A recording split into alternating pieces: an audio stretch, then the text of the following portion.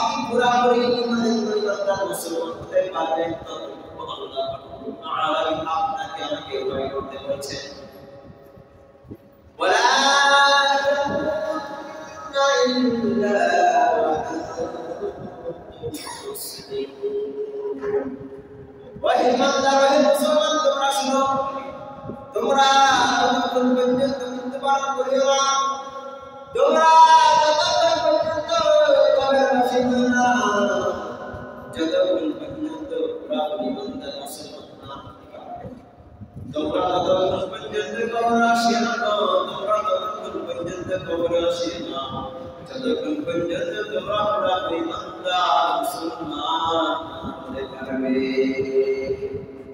এই কথা আমার নয় আপনার নয় পুরো বংশের কথা না একমাত্র আল্লাহ রাব্বুল আলামিনের কথা তিনি বলছে তোমরা যদি পুরা ইমানদার মুসলমান হতে চাও তবে তোমাদেরকে কি করতে হবে এক নম্বর তোমাদেরকে করতে হবে আমাকে ভয় করতে হবে আল্লাহ হচ্ছে আমাকে ভয় করতে হবে আল্লাহকে ভয় করতে হবে কতটুকু ভয় করতে হবে যতটুকু ভয় করলে আপনি ইমানদার মুসলমান হতে পারবেন যতটুকু ভয় করলে আপনি যে পরিমাণ ভয় করলে আপনি পুরাপুরি ইমানদার মুসলমান হতে পারবেন ততটুকু আপনাকে আল্লাহ আপনার ভয় করতে হচ্ছে তার চেয়ে অধিক আপনাকে ভয় করতে হবে হযরত ওমর রাদিয়াল্লাহু তাআলা এবং নবী সাল্লাল্লাহু আলাইহি ওয়াসাল্লাম পাশাপাশি একটু বসে রয়েছে ওমর রাদিয়াল্লাহু তাআলা বলেন করে এবং রাসূল সাল্লাল্লাহু আলাইহি ওয়াসাল্লাম শ্বশুর জামাই তারা দুইজনে একসাথে বসে রয়েছে এই আলাদা অবস্থায় রাসূল সাল্লাল্লাহু আলাইহি ওয়াসাল্লাম প্রশ্ন করলেন তুমি আমাকে কতটুকু মহব্বত করো ভালোবাসো তুমি আমাকে কতটুকু মহব্বত করো কতটুকু মহব্বত করো ভালোবাসো ওমর বলে ইয়া রাসূলুল্লাহ ইয়া হাবিবাল্লাহ আমি আপনাকে আমার জীবনের চাইতে বেশি ভালোবাসি আমার পায়ের চাইতে আপনাকে অধিক ভালোবাসি ওমর ফারুক এই কথা বলার পরে রাসূল সাল্লাল্লাহু আলাইহি ওয়াসাল্লাম বললেন ওমর তুমি মুখে আপনি পুরাপুরি ইমানদার মুসলমান হতে পারবে না ওমর বললেন ইয়া রাসূলুল্লাহ আপনাকে আমি আমার জীবনের চাইতে বেশি ভালোবাসি আমার প্রাণের চাইতে বেশি ভালোবাসি অতএব এই কথা বলার পরে রাসূল বলছেন তুমি পুরাপুরি ইমানদার মুসলমান হতে পারবে না কিছুক্ষণ পরে আবার রাসূল সাল্লাল্লাহু আলাইহি ওয়াসাল্লাম জিজ্ঞাসা করলেন ইয়া ওমর তুমি আমাকে কতটুকু মহব্বত করো ভালোবাসো ওমর বললেন ইয়া রাসূলুল্লাহ ইয়া হাবিবাল্লাহ আমি আপনাকে আমার পরিবারের চাইতে অধিক ভালোবাসি আমার আহলে পরিবার পরিজন যারা রয়েছে তাদের চাইতে ছেলে মেয়ে আত্মীয়-স্বজনের ছেলে মেয়ে পিতা মাতার চাইতে আপনাকে অধিক ভালোবাসি কিছুক্ষণ পরে আবার রাসূল সাল্লাল্লাহু আলাইহি ওয়াসাল্লাম বললেন তুমি এখনো পুরাপুরি মুসলমান ইমানদার হতে পারো না আবার কিছুক্ষণ পরে জিজ্ঞাসা করলেন রাসূল সাল্লাল্লাহু আলাইহি ওয়াসাল্লাম তুমি আমাকে কতটুকু মহব্বত করো ভালোবাসো তুমি আমাকে কতটুকু মহব্বত করো ভালোবাসো ওমর রাদিয়াল্লাহু তাআলা তুমি চোখের পানি ছেড়ে ছেড়ে কথা বলেন কেঁদে বলছেন ইয়া রাসূলুল্লাহ ইয়া হাবিবাল্লাহ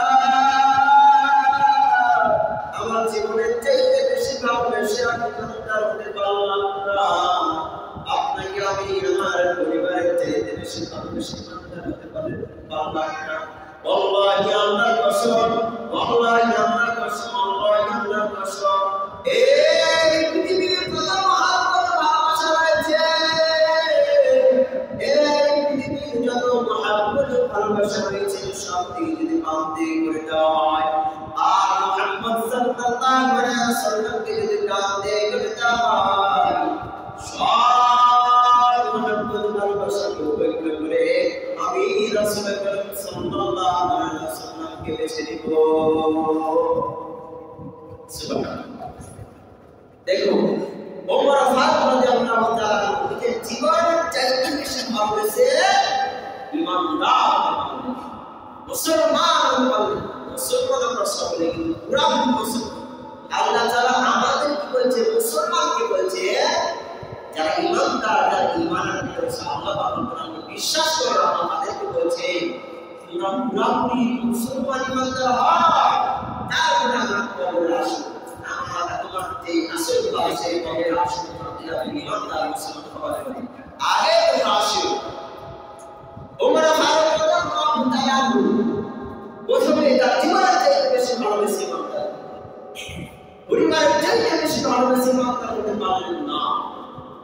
তিনি এই পৃথিবীর যত মহানগর ভালোবাসা রয়েছে সব কিছু উপেক্ষা করে আপনি আমি যদি সকলে রাসূলুল্লাহ সাল্লাল্লাহু আলাইহি ওয়াসাল্লামকে না বুঝতে পারি, আপনি আমি যদি রাসূল সাল্লাল্লাহু আলাইহি ওয়াসাল্লামকে আপনি আমি যদি না ভালোবাসতে পারি, আমরা কেউ পুরাপুরি ইমানদার মুসলমান দাবি করতে পারি।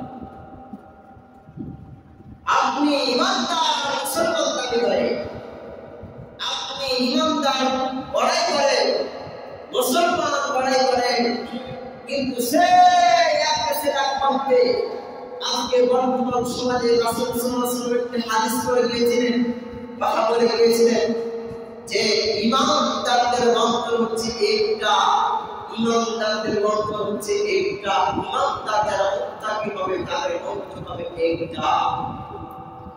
আর কিভাবে সারা পৃথিবীতে যত মুসলিম রয়েছে, ইমানদার রয়েছে, পুরাপুরি মুসলমান যারা ইমানদার, প্রকৃত ইমানদার মুসলমান, তাদের অন্তর রয়ে একটা।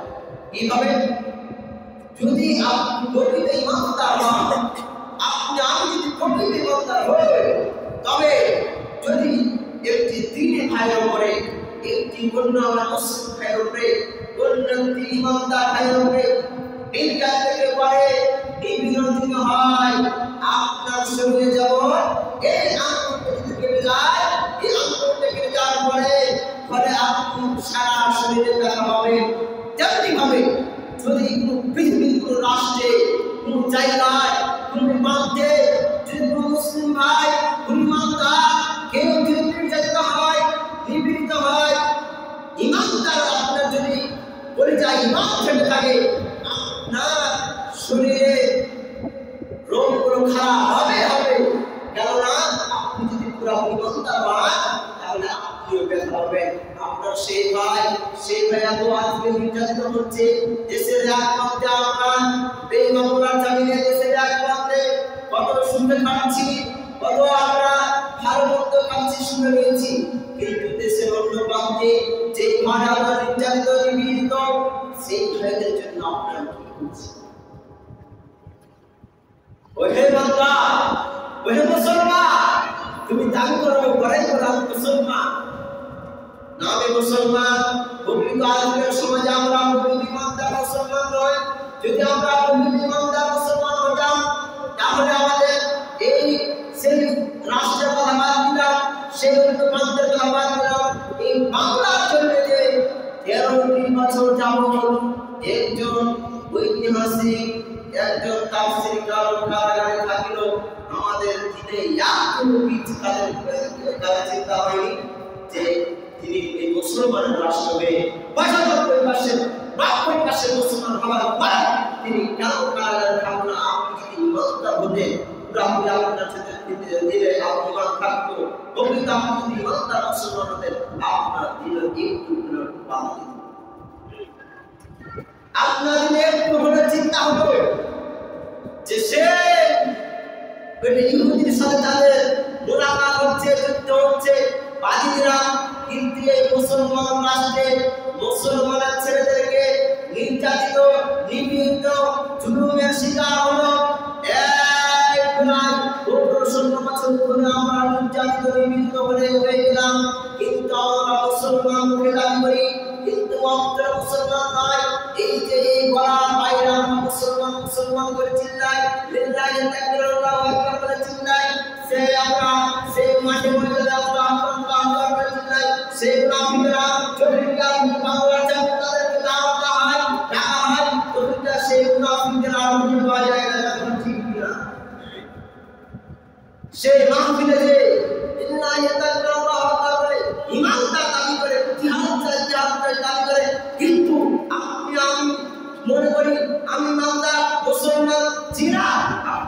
মুসলমান হতে, আপনি যদি ইমানদার হতেন ভাইয়া, তাহলে আপনার এলাকার একজন বড় আলেম, বড় মুহাদ্দিস, আল্লাহ সাল্লাল্লাহু আলাইহি ওয়াসাল্লাম বলেছেন তোমরা আলেমকে মুহাব্বত করো, ভালোবাসো।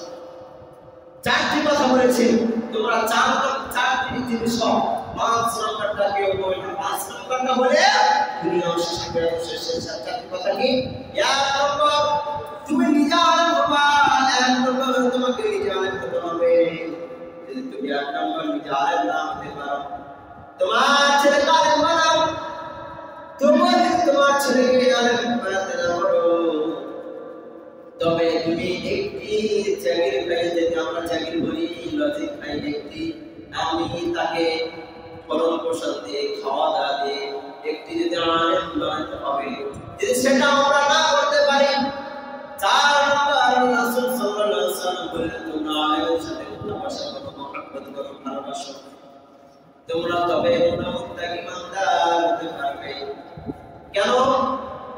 আল্লাহ রাব্বুল আলামিন কুরআন কারীমে সুন্দর করে বলছেন, যারা ইমানদার মুসলমান দাবি করে, যারা মুত্তাকি দাবি করে, তাদের বৈশিষ্ট্য হচ্ছে জানা।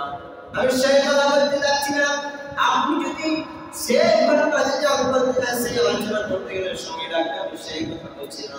আপনি যদি পুরোপুরি ইমানদার মুসলমান পান, তাহলে এক নম্বর আপনি আলেম হবেন, 2 নম্বর আপনি নিজের ছেলেকে আলেম বানাবেন, আর সেটাই না করেন আপনি একজন আলেম তৈরি করবেন, নিজে খরচ দিয়ে, নিজে খাওয়া দাওয়া দিয়ে একজন আলেম তৈরি করবেন। সেটাও যদি আপনার সামর্থ্য না হয় ভাইয়া, তবে আপনাকে একজন আলেমের সাথে ব্যবসা করতে হবে, একজন আলেমদের সাথে ব্যবসা করতে হবে, তাদের সাথে আপনি অন্তরের ভালোবাসা মহব্বত রাখতে হবে, তাদেরকে আপনি পারবেন না এটা পাবেন। কিন্তু বর্তমান সমাজে আজকে আমাদের ফিতনার সময় চলে এসেছে, আমরা এই ফিতনার সময় কি করছি? আলেমে আজকে বিভেদ সৃষ্টি হচ্ছে। এখন সাধারণ মানুষ সামলাই বলে গিয়েছে, আলেমরা সাধারণ মানুষ কি করবে? এটাই সত্য কথা। আল্লাহ রাসূল সাল্লাল্লাহু আলাইহি ওয়াসাল্লাম একটি কথা বলে গিয়েছিলেন, এই পৃথিবীতে জিহাদ করতে দেওয়া হবে, কয়টি দেওয়া হবে? জিহাদ করতে দেওয়া হবে, জিহাদ করতে দেওয়া হবে, দল জান্নাতে যাবে, আর একটি দল মাত্র জান্নাতে যাবে। সেই একটি দল হলো ইমানদার মুত্তাকি, যারা মুখে লিল্লাহি তাআল্লাহু আকবার চিল্লাবেন না, সত্যিকার যারা ইমানদার মুত্তাকি সে জান্নাতে বলা হবে। এখন বর্তমানে পৃথিবীতে 50 থেকে 55 দল পেয়ে গেছে মুসলমানের ভিতরে, আর কিয়ামত আমাদের বেশি দূরে নয় ভাই, এই আলামত আমরা পেয়ে গেছি 50 থেকে 55টি দল আমাদের মুসলমানের ভিতরে পেয়ে গেছে। আপনি আমি মনে করছি সুন্নাতি খানদান যে তাই করে মুসলমান, আপনি আমি মনে করছি মুসলমানের ঘরে জন্মগ্রহণ করেছি তাই বুঝি মুসলমান।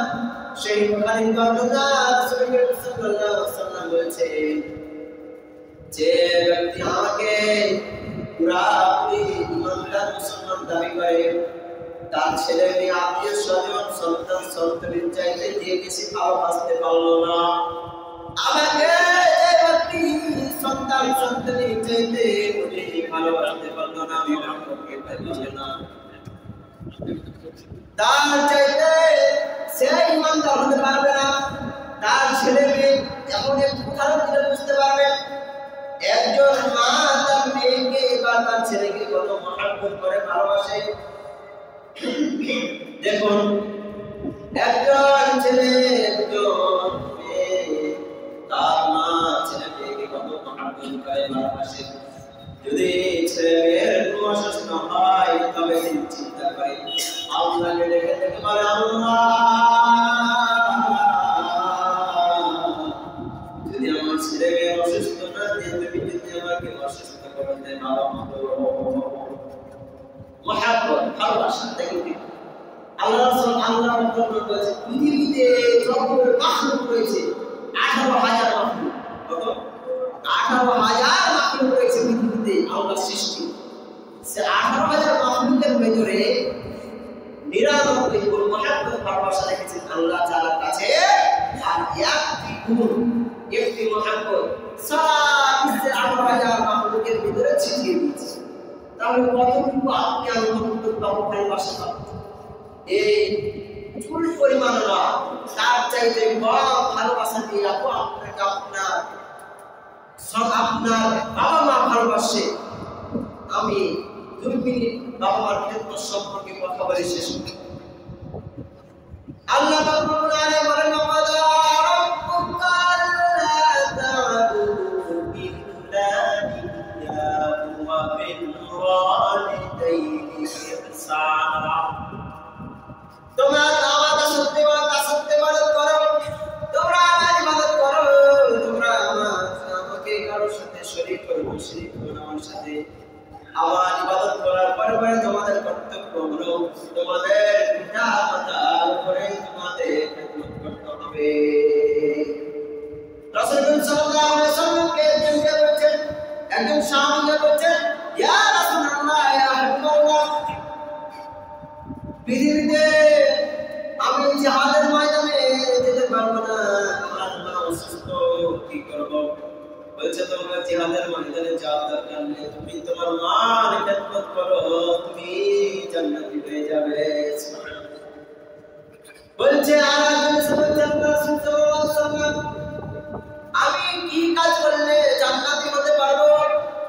রাসূল আকরাম সাল্লাল্লাহু আলাইহি ওয়াসাল্লাম বললেন, ইয়া সাহাবী,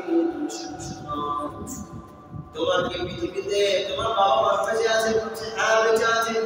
বলছে তোমার বাবা হচ্ছে একটি জান্নাত, সুবহানাল্লাহ, তোমার মা হলো একটি জান্নাত। তোমার বাবা মার খেদমত করো, তোমার বাবা মার কাছে দোয়া চাও, তোমার বাবা মার খেদমত করো, তোমার বাবা মার কাছে দোয়া চাও, তুমি দেখবে জান্নাতে চলে যাবে। আজকের সমাজে আপনি আমি সে বাবা মা, যে বাবা মা আপনাকে আমাকে 10 মাস করে পেটে গর্ভে ধারণ করেছে, সে বাবা মা আজকে তাদেরকে তুচ্ছ তাচ্ছিল্য করে আপনি আমি ঘর থেকে বের করে দিচ্ছি।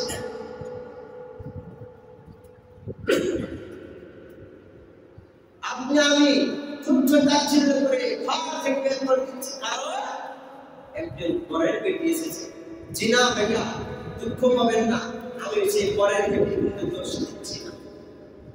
সে পরের মেয়ে, তিনাকে আপনি নিয়ে এসেছে, ভালো কথা, মহব্বত করতে হবে, ভালো কথা, ভালোবাসতে হবে, ভালো কথা, কিন্তু আপনার বাবা মা যেন আপনার সেই খেদমত থেকে বঞ্চিত হচ্ছে। আপনার বাবা মা কেন আপনার সেই খেদমত থেকে বঞ্চিত হচ্ছে বলেন? সৌদি আরবের একজন মানুষ ওনার মাকে হাতে করে দান করেছে, করার পর আল্লাহকে বলছেন, আল্লাহ আমার মায়ের ঋণ শোধ করতে পেরেছি। আল্লাহ বলছেন, ওই বান্দা শোনো, তুমি তোমার মার ঋণ শোধ করতে পেরেছো বলছো? তুমি পেটে থাকতে পেরেছি, তুমি একটু রাখছি মেরেছিলে, একটু রাখছি তো সহ্য করতে পারো না, আবার তোমার মা সহ্য করতে পেরেছো। কেউ বাবা একটু জাহানো পেয়েছে, তারা বলে যে বাবার মর্যাদা কিন্তু বেশি, অধিকার কম, মায়ের অধিকার 3 ভাগ, বাবার অধিকার কি 1 ভাগ কেন হলো? রাসূল কেন এটা বলেছেন? আল্লাহ এই কাজটা বলেছেন। শুনেন, আল্লাহ কেন আপনাকে এই কাজটা করেছেন? দেখো, 5 তলার উপর থেকে যদি আপনি 20 তলায় পড়ার পর আপনি যত কষ্ট পাবেন না, আপনি যদি মরে যান সমস্যা নেই, কিন্তু আপনার যে প্রসাবের সময় এত যন্ত্রণা ব্যথা, এই পৃথিবীতে চিন্তা আছে, যদি মরে যায় চলে গেল, সমস্যা নেই, আর কষ্ট পেল না। জীবিত থেকে আপনি প্রসাবের সময় আপনি যখন পৃথিবীতে ভূমিষ্ঠ হন এত কষ্ট পেয়েছে আপনি কি জানেন? আপনাকে পেটে ধারণ করেছে 10 মাস, প্রসাব করে প্রসাবের সময় কষ্ট পেয়েছে, তারপরে আবার আপনাকে 2 বছর 2.5 বছর ধরে দুধ পান করানো। এই কারণে মায়ের তার দিন ভাগ হয়েছে, রাসূল সাল্লাল্লাহু আলাইহি ওয়াসাল্লাম দিয়েছে।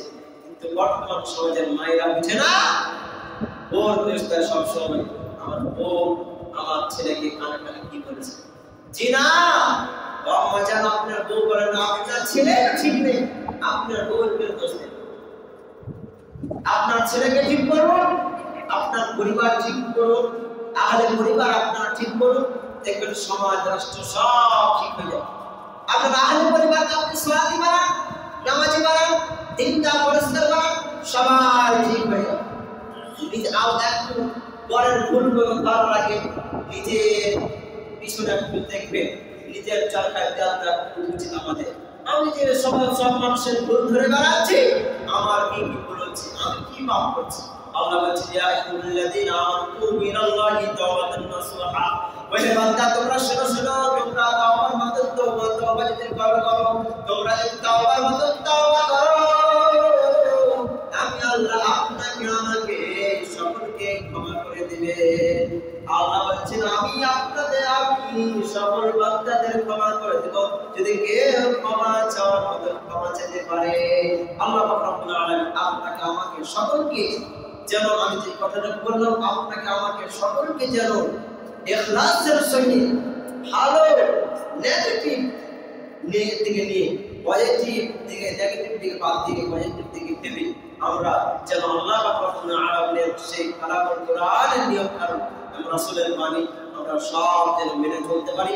আল্লাহ রাব্বুল আলামিন আমাকে আপনাকে সকলকে যেন কবুল করেন, সকলকে আল্লাহুম্মা আমিন। এবং আমরা জন্য খাস করে দোয়া করবেন, আল্লাহ রাব্বুল আলামিন আমাকে একদিন রাখেন আলাইহি ওয়া সাল্লাম, আল্লাহুম্মা আমিন।